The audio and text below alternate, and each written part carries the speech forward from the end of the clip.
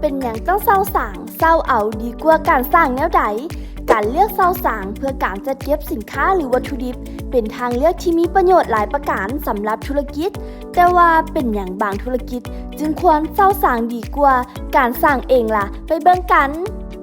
1. บ่ได้ใช้ทุนก้อนใหญ่การเศร้าสางบ่จะเป็นต้องใช้ทุนก้อนใหญ่ท่านสามารถใช้งบประมาณในการลงทุนเพื่อพัฒนาธุรกิจของท่านแทนที่จะใช้เพื่อการสร้างสางนั่นเอง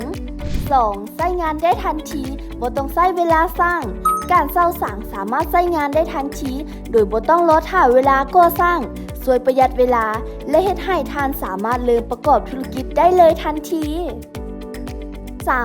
สร้างให้เซาส่วนหลายอยู่ในทำเลที่ดีอยู่แล้วสร้างที่ให้เซามักจะตั้งอยู่ในทำเลที่ดีมีการเข้าถึงง่ายและสะดวกสบายในการขนส่งสิ่งนี้จะช่วยให้การขนส่งสินค้าของท่านเป็นไปได้อย่างราบรื่น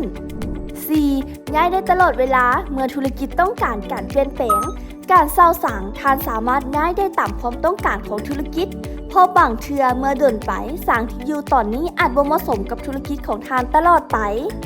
การเซาสางในการขับเคลื่อนธุรกิจมันดีแบบนี้นี่แหละแล้วท่านเดต้องการเซาสางอยู่บ่ถ้าท่านกำลังซอกหาสางให้เซาอยู่ติดต่อหาพวกเราได้ตามนี้เลย